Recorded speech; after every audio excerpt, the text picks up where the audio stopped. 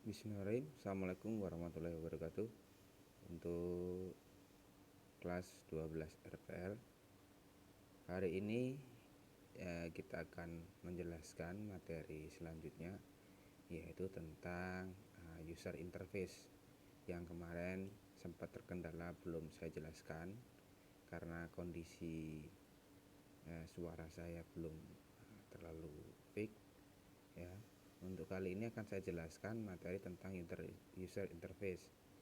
Dan perlu kalian ingat, ketika saya memberikan materi, itu apa yang kalian dapat. Jadi tidak harus bertanya kepada saya, Pak ini diresum enggak, Pak ini dikerjakan enggak, dan lain sebagainya. Ketika ada tugas, itu kewajiban kalian mengerjakan. Ketika ada sebuah materi, itu monggo aja, mau diresum di buku atau filenya itu kalian tarik ke Google Drive kalian, monggo. Jadi kewajiban kalian adalah memahami sebuah materi, bukan menulis materi. Tapi ketika saya tanya tentang materi itu, kalian harus tahu, kalian masih punya catatan gitu loh. Ketika lupa, buka catatannya, atau ketika lupa kalian bisa buka di Google Drive kalian gitu loh. Jadi intinya bukan kalian nulis atau tidak, tapi kalian paham atau tidak, intinya kan di situ. Nah, ketika kalian belajar, yang harus kalian pahami adalah sebuah materinya. Materinya bagaimana, sistemnya seperti apa, caranya bagaimana, maksudnya apa, tujuannya apa, harus paham. Nah, ketika kalian mencari, kayak tugas kemarin nih, ada beberapa siswa yang belum mengerjakan. Nah, ada 16 siswa yang sudah mengerjakan, yang belum 9. Yang kelas 12 RPL 3. Si Frenika belum, Riani, Raisya, Ronald Danu, Siti Khalifah, Sony, Tio, Titin, sama Yelin. Jadi nanti hari ini yang belum mengerjakan ini segera ditunggu. Jadi ada beberapa pekerjaan kalian yang sudah dikerjakan. Saya tidak pernah menganggap kerjaan kalian salah, cuman ada yang belum pas dan ada yang sudah pas gitu aja. Oke, saya jelaskan dulu, nanti diperbaiki. User interface. User interface ini adalah apa sih user interface? User itu adalah pengguna. Pengguna. Interface itu adalah tatap muka atau wajah atau rai atau tampilan. Jadi kalau user interface itu adalah tampilan yang diperlihatkan kepada user gitu. Kata di Baron J. Mayhew dengan general principle of UI design, UI itu user interface tadi, atau prinsip umum desain user interface, ada 17 prinsip yang harus dipahami para perancang sistem. Kalian kan intinya akan membuat sebuah program aplikasi, baik itu desktop ataupun web, pasti harus memenuhi kriteria daripada UI design atau user interface design. Biar apa? Biar tampilannya itu indah, tampilannya bagus, tampilannya mudah dipahami, enak dinikmati oleh para pengguna gitu loh. Yang pertama adalah user compatibility. Compatibility itu compatible. Compatible itu untuk segala device atau operating system. Di sini yang bisa berarti kesesuaian tampilan dengan tipikal dari user. Karena berbeda user bisa jadi kebutuhan tampilannya berbeda. Misalnya, jika aplikasi diperuntukkan bagi anak-anak, maka jangan menggunakan istilah atau tampilan orang dewasa. Nah, compatible itu ya fleksibel, bukan fleksibel ya, compatible itu bisa digunakan oleh siapapun gitu loh. Kamu harus mengikuti usernya, produkmu ini mau dipakai oleh siapa, anak-anak gitu, atau dewasa, atau anak sekolah gitu. Produknya seperti apa, harus kompatibel. Kemudian produk compatibility, ini istilah yang mengartikan bahwa produk aplikasi yang dihasilkan juga harus sesuai gitu kan, memiliki tampilan yang sama atau serupa baik untuk user apa maupun yang ahli. Nah, kalau task itu pekerjaan, task compatibility berarti fungsinya atau tugasnya atau pekerjaannya sesuai dengan tampilannya. Misalnya untuk pilihan report itu laporan, orang akan langsung mengartikan ini laporan gitu loh, sehingga tampilan yang ada bukanlah tipe data atau isi program. Yang kemudian ada workflow itu alur kerja. Compatibility, aplikasi dalam suatu tampilan untuk berbagai pekerjaan. Jika tampilan yang ada hanya untuk satu pekerjaan saja, misal untuk kirim email, maka kita harus membuka tampilan tersendiri untuk daftar alamat. Konsisten itu contohnya jika Anda menggunakan istilah save, ya berarti simpan, maka gunakan terus istilah tersebut. Family itu ya keluarga itu familiarity itu ikon disket akan lebih familiar itu kebiasaan, ya kebiasaan jika digunakan untuk perintah menyimpan. Terus simple, aplikasi menyediakan pilihan default untuk suatu pekerjaan. Simple dia itu ya nggak terlalu ribet aplikasinya. Kemudian direct manipulation secara langsung, misalnya untuk mempertebalkan huruf, ya Ctrl B. Kalau di dalam Excel, dalam Word, dalam apapun program sama. Dan kontrol berikan kontrol penuh pada user. Tipikal usernya biasa tidak mau terlalu banyak aturan. Kalau WYSIWYG itu what you see, what you get, apa yang kamu lihat adalah apa yang kamu dapat. Buatlah tampilan mirip seperti kehidupan nyata user, pastikan fungsional yang ada berjalan sesuai tujuan. Jadi apa yang kamu lihat itu adalah apa yang kamu dapat, ya. Kemudian flexibility, alat yang digunakan user jangan terlalu terpaku pada keyboard atau mouse saja, fleksibel. Kemudian responsif itu tampilan dibuat harus ada responnya. Misal yang sering ketika ada tampilan please write 60% dan lain sebagainya. Responsif itu gini, ketika kita pakai Android yang istilahnya ukuran smartphone-nya berapa in, 5 in atau 6 inci, atau pakai laptop atau pakai tablet, jadi ukurannya ngikutin. Kayak ketika landscape dia ikut ke landscape, ketika dia potret ikut ke potret. Jadi ukurannya gini. Nih, ini bisa dibilang responsif mengikuti ukuran tablet ya. Kalau ini kan saya zoom, tapi aplikasi web yang mengikuti reposisinya web. Jadi kalau webnya itu dia posisi landscape, ya dia membesar seperti ini. Jika dia nanti potret, dia mengecil seperti ini. Ikutin ukuran layar. Kemudian invisible teknologi. User tidak penting mengetahui algoritma apa yang digunakan. Misal menggunakan, tidak perlu mengetahui algoritma yang digunakan programmer. Kayak kemarin buat pemberitahuan atau alert, enggak perlu tahu caranya bagaimana. Yang penting enak digunakan, ya. Kemudian protection. Robustness ini handal. Kalau protection itu adalah melindungi. Kemudian easy of learning, easy itu mudah. Kalau easy of learning berarti mudah dipelajari. Kalau easy of use mudah digunakan. Oke lah, itu beberapa tampilan yang harus kalian ketahui. Jadi harus responsif, harus easy learning, itu ada 17 tadi. Minimal kita harus ada beberapa kriteria ini gitu loh. Ketika membuat sebuah aplikasi, user interface-nya mudah dipahami, simple, ada responsif, ada easy, ada proteksinya, ada konsistennya, ada workflow-nya. Jadi ketika kalian membuat sebuah web, program atau aplikasi desktop dan lain sebagainya, ketika dia UI-nya, UI design, user interface-nya memenuhi kriteria, enak, orang akan suka gitu. Kemudian yang kedua ada design output. Output adalah keluaran atau komponen yang paling dapat dilihat dari sistem informasi yang bekerja. Oleh karena itu output sering menjadi baris penilaian akhir. Output itu ya keluaran, ya, hasil akhir lah. Salah satu contoh penggolongan output adalah dengan melihat distribusi apakah ke dalam atau keluar perusahaan. Orang-orang akan membaca dan menggunakan output. Internal output digunakan untuk para pemilik dan pengguna sistem sebuah perusahaan. Output internal mendukung operasi bisnis sehari-hari. Misal kalau buat internal itu ya apa sih hasil dari program, output itu hasilnya atau keluarannya. Untuk sebuah internal itu di dalam perusahaan atau dalam organisasi atau di dalam korporasi itu gitu lah. Detail report. Jadi ada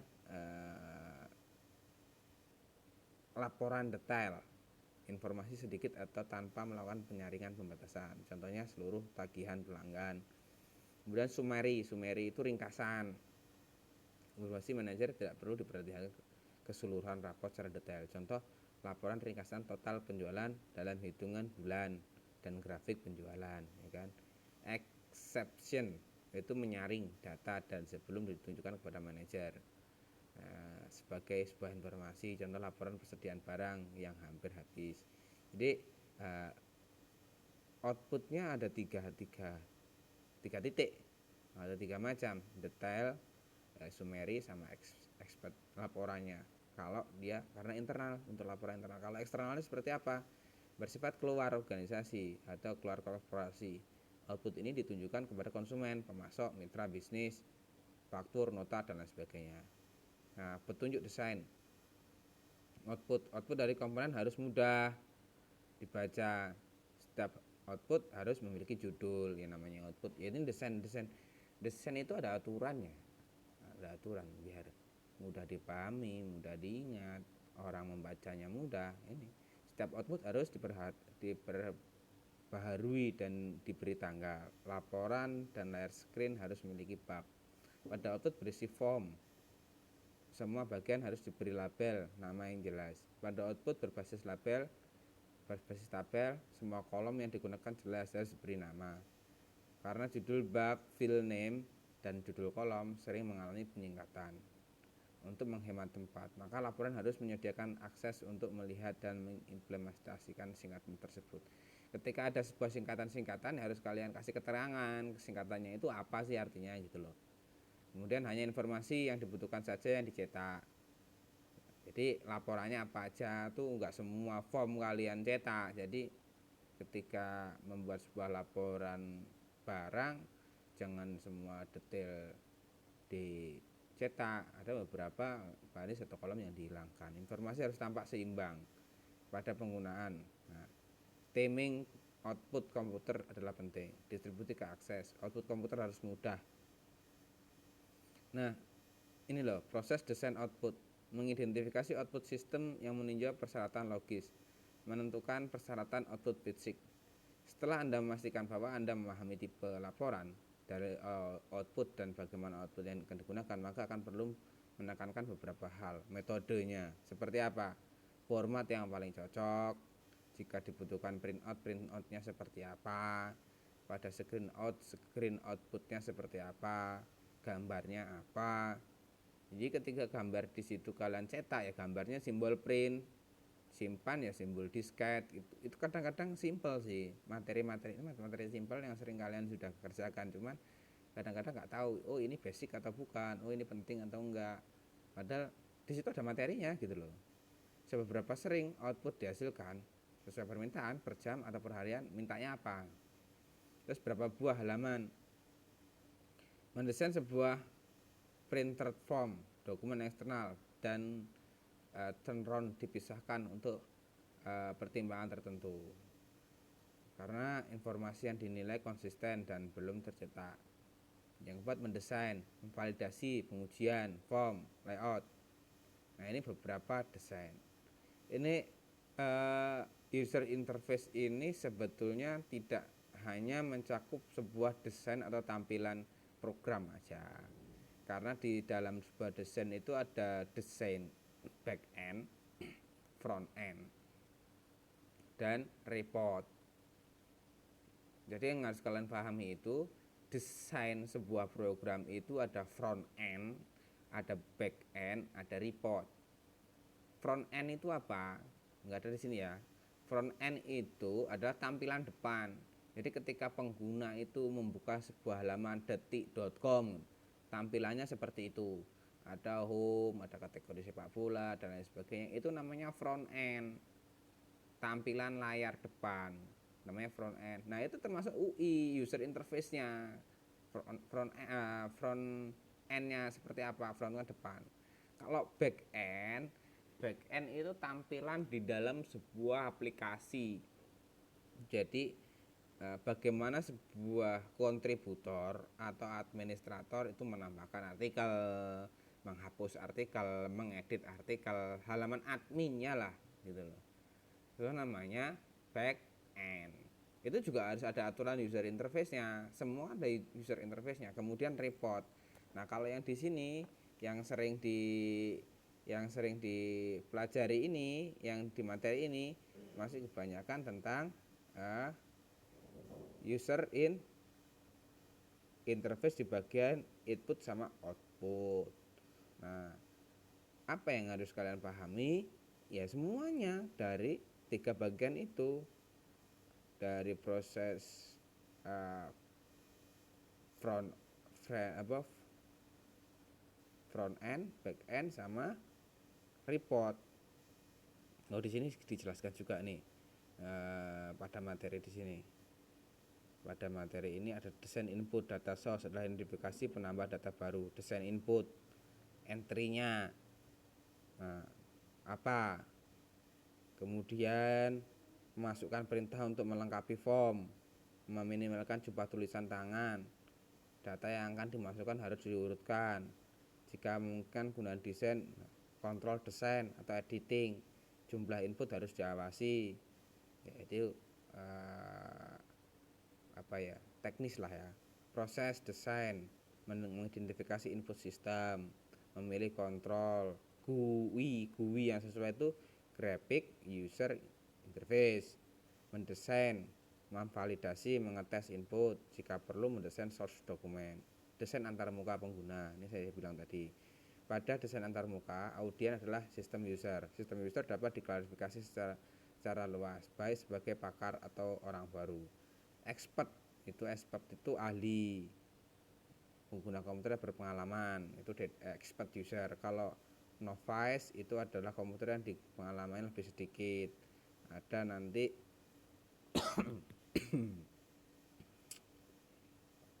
petunjuk human engineering.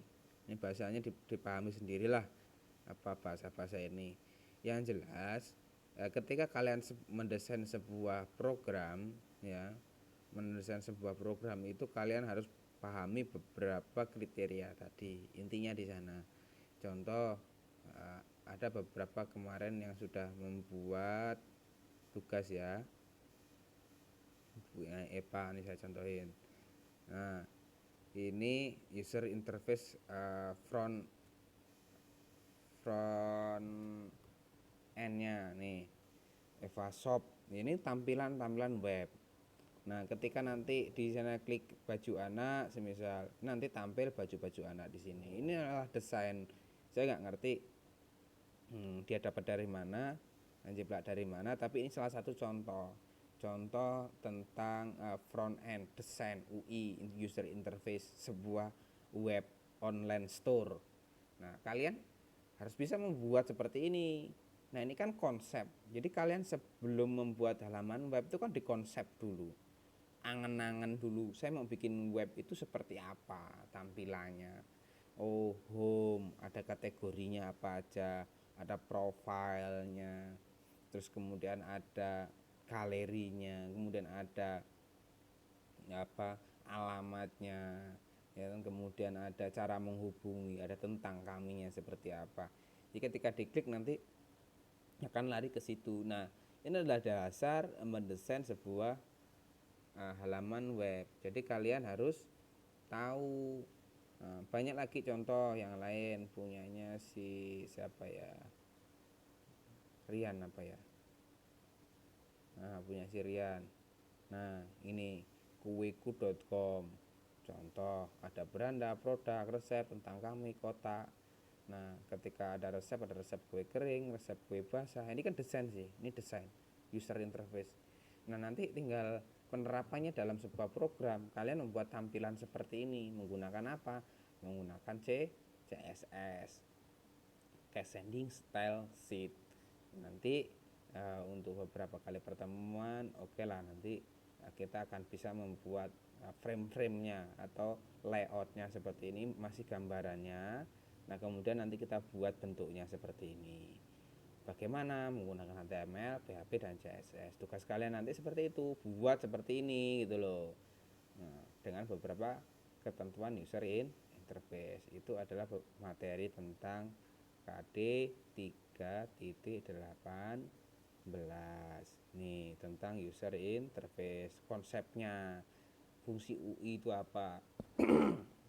Kemudian menerapkan UI dalam bentuk aplikasi web. Ada user interface-nya seperti apa, responsibility, compatibility, terus ya tadi yang materinya di sini tadi ya. Oke, itu. Nah, kemudian untuk 318 itu hanya sebatas materi itu. Nah, tugas kalian kan tadi membuat aplikasi user interface-nya. Nah, kalau yang belum mengerjakan silahkan dikerjakan. Yang sudah selesai, yang sudah benar, sudah kayak kasih jawaban di sana berarti sudah bagus. Kalau yang belum sempurna, belum bagus